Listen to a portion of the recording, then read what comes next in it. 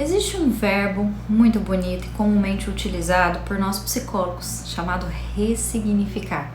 Eu farei uma breve reflexão sobre o seu significado lá na raiz, na origem da palavra, para que você utilize esse conhecimento com o propósito de se tornar um ser humano melhor. O mais comum de se pensar em relação a esse verbo é dar um novo significado a algo, o que está correto.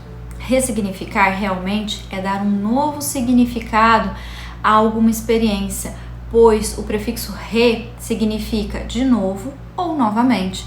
Porém, na raiz, essa palavra significa retirar o afeto de alguma coisa.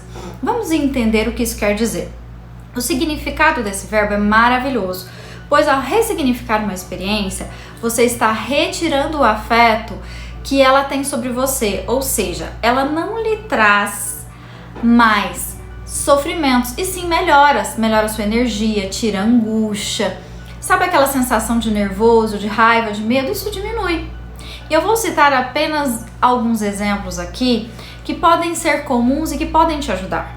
Por exemplo, quando um pai ou uma mãe perde um filho por conta, por exemplo, de uma tragédia, de um acidente ou de um assassinato por um bandido ou até por ingestão excessiva de drogas. Vamos pegar esses exemplos. Esses pais ficam com uma lacuna enorme no coração e uma dor que faltam palavras para descrever. É muito difícil conviver com a ausência de um ser que você mesmo colocou no mundo e cuidou desde que era apenas um bebê. Imagine os traumas que ficam no coração destes pais. Para eles, é preciso ressignificar essa experiência traumática. E aqui vem detalhes muito importantes.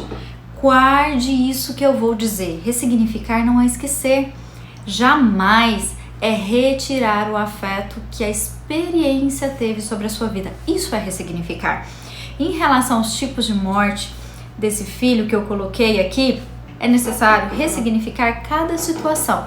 No caso do acidente, é ter consciência de que o jovem morreu por uma fatalidade e mesmo ao dar conselhos sobre excesso de velocidade, cabe ao garoto tomar a consciência por si só que não poderia andar com grandes velocidades.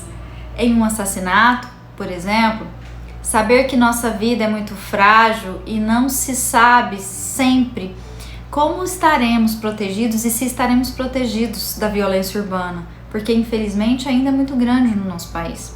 Já no caso da morte por ingestão de drogas, também depende das escolhas pessoais do jovem.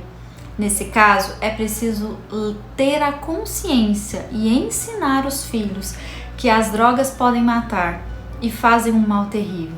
Para esse caso, a melhor forma de ensinar é através do exemplo pessoal, mas lembre-se, às vezes, até com um exemplo pessoal, um filho envereda por um mundo que não é o que nós queríamos. Nós não temos controle sobre a vida dos outros, infelizmente. As pessoas que sofrem com experiências dessa natureza sentem muita culpa e por causa da culpa dizem o tempo todo para si mesmas uma frase muito famosa: eu deveria ter feito isso, eu deveria ter feito aquilo, eu deveria ter dito aquilo, eu deveria ter dito isso. Sim, deveria, mas não fez. Agora ficou a experiência e a lição deixada pela própria vida para não agir da mesma forma. Isso é ressignificar, é retirar o afeto e muitas vezes esse afeto vem em forma de culpa. E antes de concluir, eu sei que muitos se fazem a importante pergunta: mas o que eu posso fazer para ressignificar algo que foi tão dolorido para mim? Eu sei que não é fácil, mas espero que você anote a dica que eu vou lhe dar agora, porque ela é preciosíssima e pode te ajudar a começar um processo de ressignificação. Na minha opinião, a melhor forma de ressignificar uma experiência dolorosa e traumática é através de 3 palavras: perdão, aceitação e a não resistência. Das 3, talvez a mais importante seja o perdão. Quando você perdoa a si mesmo e aos outros, aquilo deixa de ser peso na vida. O perdão é uma forma de cura das nossas emoções e das nossas enfermidades também. Na realidade, ele é, juntamente com a gratidão, o que compõe os 2 maiores poderes que o ser humano possui. Portanto, perdoe a si mesmo. Você só tem a ganhar com isso. Já a aceitação é ter a consciência que muitas coisas simplesmente não podem ser mudadas. E para isso, precisamos buscar serenidade. A serenidade necessária para aceitar as coisas que não posso modificar. Coragem para modificar as que posso e sabedoria para distinguir, de uma vez por todas, as situações. Ou seja, coragem para mudar tudo que pode ser mudado e serenidade para acelerar e aceitar todos os processos da vida. Essa é uma visão muito sábia, percebe? O que não pode ser mudado é o passado. A serenidade é a força para viver o momento presente e a coragem é a garra para enfrentar as situações do futuro. E para complementar essa ideia da aceitação, é preciso entender que se conseguir aceitar a solidão, a depressão, a confusão, a ansiedade, a tristeza, você já estará transcendendo. Aceitação é transcendência. Lembre-se disso. Aceitação é transcendência. Não adianta.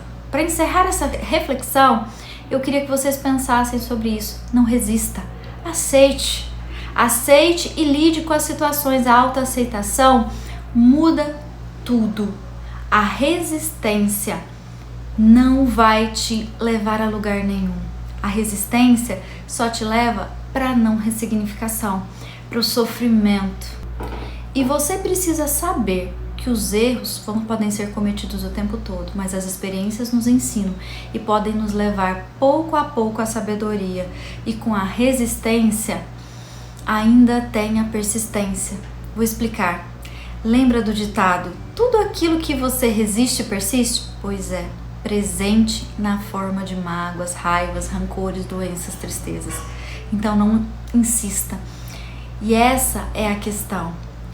O afeto das experiências que não foram ressignificadas podem levar você para o adoecimento. Se algo está lhe afetando, porque ainda existe algum tipo de resistência que precisa ser quebrada. Guarde essas 3 expressões: perdão, aceitação e não resistência. Talvez esse seja o melhor caminho para ressignificar tudo aquilo que te faz sofrer. Assim você pode ter uma vida muito mais rica e próspera. Assim você aprende a viver melhor. Não existe receita, existe vida e nós precisamos vivê-la da melhor forma possível, da melhor forma que conseguimos. Ressignifique.